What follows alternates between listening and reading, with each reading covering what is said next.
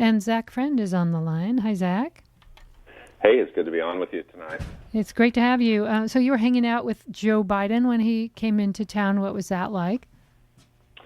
It was great. I mean, I had worked with then Senator Biden with Senator Obama on the '08 campaign a lot, and so it was nice to reconnect with him in his, I would say, slightly higher level capacity right now as President of the United States, and to see him engage with people that had been really through a lot, both businesses and residents, and he has Rachel, his empathy, I mean, his ability to connect and his empathy is just amazing, and so to see that relationship was great. And he got to see Watsonville. He got to see the flooding of the fields and the homes there and the businesses, and then he went to Capitola and saw, the destruction of the waterfront there. What do you think his visit enabled for our county? I think the key thing that it opened up was the national focus on us. And I mean, when a president comes, with the president will come the resources. So to have FEMA, to have the Small Business Administration on the ground, immediately opening up centers, over 100 employees from both of the organizations here to help businesses and residents. I mean, that's the fundamental difference from what we've had with some of these more recent disasters, is that we did have the federal and state help, but to have it this quickly and with those kinds of numbers and to have this level of attention from the White House, I think will make us come through this one even stronger than we were. It certainly directed media attention to us. I had people from the East Coast, calling me, "Are you okay?"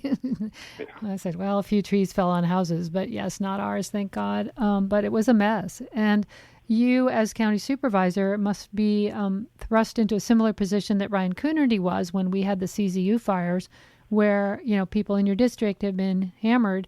How's the recovery going, and what does it look like right at this moment? I think that the recovery is in a few stages. I mean, there were people that were hurt and hit at the end of December, beginning of January. Then we had the January 5th, 6th storms. And so you already had people from the set on January 1st working on the cleanup. And then the second set hit with the need for the cleanup. And now people are in the beginning of the recovery phase. And let me say, too, that this is also supposing that we don't get hit with anything of significance in the next few months. It allows this rebuild to actually take place.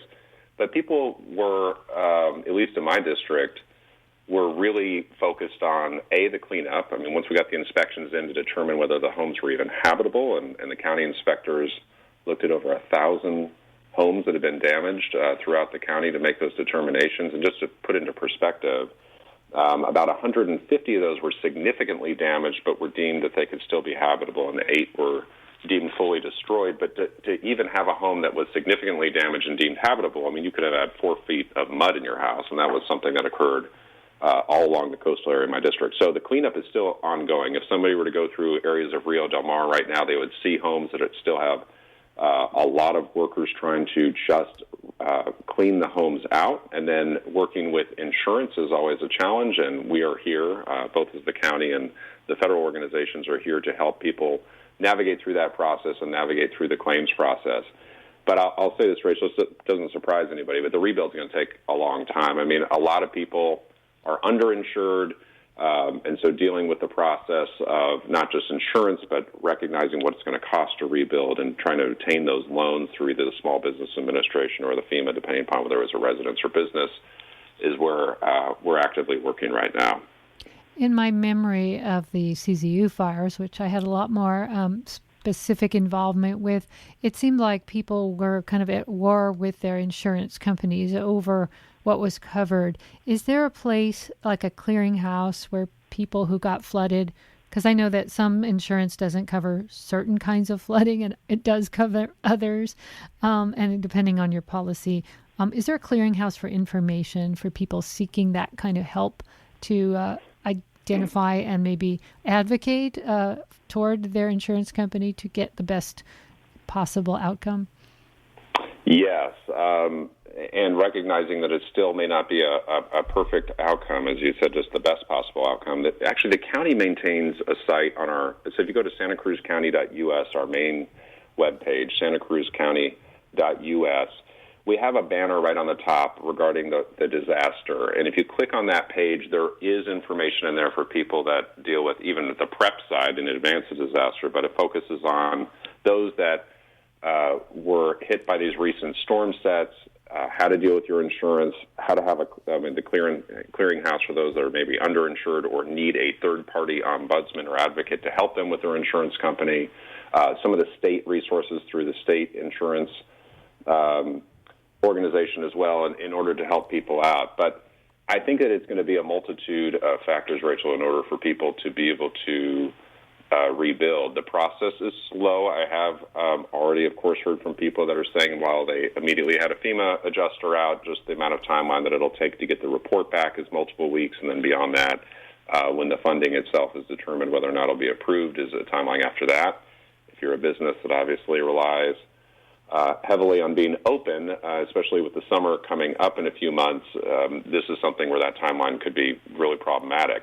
The SBA loan process, however, is much faster, and they offer 0% loans for 12 months. So for people that are able to take that money immediately, be able to get the rebuild, maybe even some people are using that those loans in order to be a bridge before they receive insurance money back.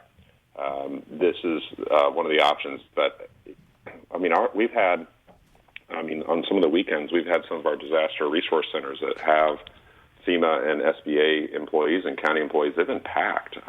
That's tapered off in the last couple of days, but I mean, we've seen lines go all the way out the door with people that are there to try and get questions answered. Where are those being held?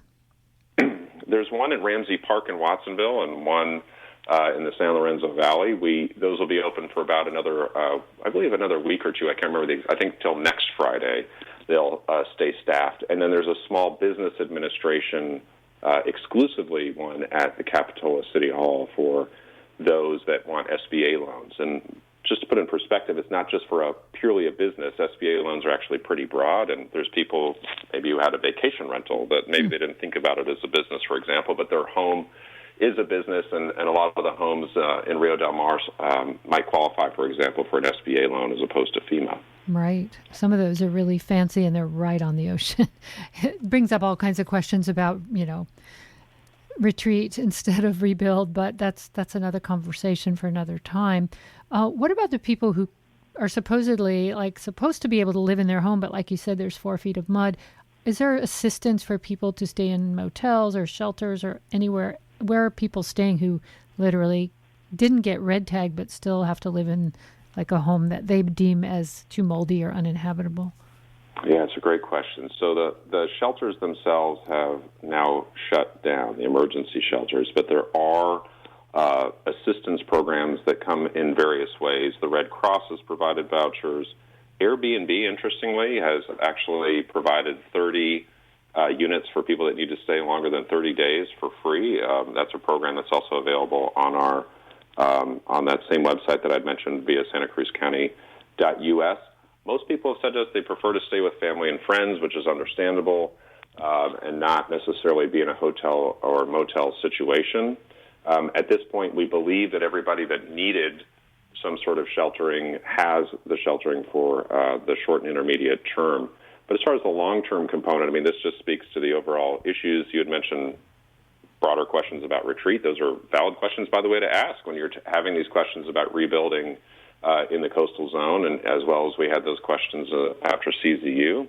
But so, too, is just the general state of our housing stock, because there really isn't a fallback place for people to land either affordable housing or additional stock. And so it really highlights, again, how precarious our situation is, that when you have hundreds of people that are displaced as a result of any natural disaster, I mean, where are these landing places? And right now it falls on our hospitality industry, in essence. I mean, like vacation rentals or hotels and motels, but ideally you would have enough of a housing stock that people would have another place to land. Ideally. We do have a lot of empty homes, though, as you mentioned, that are used for vacation rentals, and I'm glad that Airbnb is offering them, several of them, up, because that's a perfect use. They're empty in the winter anyway. Not too many people want to come to the beach when it's 40 degrees, so perhaps that's a perfect fit for the moment anyway. Yeah, I couldn't agree more. I mean, they proactively reached out to us as in the county to offer that up. It's part of a program that I know they offer, but I would love to see a larger and broader component of unused or underused vacation rentals throughout the county, irrespective of where it's located, in order to offer these as housing options for people that had their homes damaged, primary homes damaged. So in closing, we have just a few more minutes. What are the biggest challenges ahead for recovery, and what do you think is going really well? Well, the biggest challenge is the fact that we're not recovered from the last disaster. I mean, we still are owed $68 million from FEMA claims that were already approved. So these aren't questionable claims that were made during CZU. These are approved FEMA claims that we haven't received reimbursement from the federal government for yet. This is not unique to us. This is occurring across the country, but that $68 million puts us in a $68 million hole as we're taking out significant loans in order to address this current disaster. So I think that the biggest challenge is just going to be how quickly can both local residents as well as public entities be reimbursed for the costs that were incurred. Costs that we are not just eligible for, but have been committed to from state and federal government. That I just don't know. I don't have a good answer for it. Things that are going well, I think something that went well during this whole process was how much compliance we had with evacuation orders. The fact that even though we had significant flooding, we had one person lose their life, over in the city of Santa Cruz, but in many communities across the state, there were much more loss of life. So I think what went well is just the fact that we have an engaged community that was willing to trust that these evacuation orders were serious and really complied with that. Moving forward, what can be done better? Communication, as always. Rachel, you're a communications expert. You know that in any disaster, you always see that you just didn't quite communicate as well as you could have. And so we've been doing a pretty significant analysis on that in the county and the local cities to see how we can do it better, especially into populations that may be monolingual speakers or where English isn't their primary language. And we would love to be part of that conversation because we, do that ad hoc. Let's get as much information out as quickly as possible, but we want to be able to have the pipeline as quickly and accurately as possible, as does everyone else. Everyone wants to know what roads are closed, where the shelters are. And so whatever role you can see K-Squid playing, please do include us in that conversation because we want to be there for our community as well. And we've been doing the best we can to give that information as quickly as possible. Tony Rosamano's been great. He's, retired newsman from major television land. And we're lucky to have him, but we would love to be part of that solution as well. So keep us in mind for future conversations about this. And thanks for everything you're doing for all of your constituents as well as everyone else in the county as they look forward to getting back on our feet again after another wallop. We are resilient, but sometimes it seems to have its limitations. So thanks for communicating about that right now during our show tonight. And please feel welcome to come back again for another update when you get the chance. Thank you. It's an honor to be on, and I appreciate all the listeners and all of your support and engagement in our community. Absolutely. That's what we're here for. All right. Nice to talk to you. Take good care. Thanks, Rachel.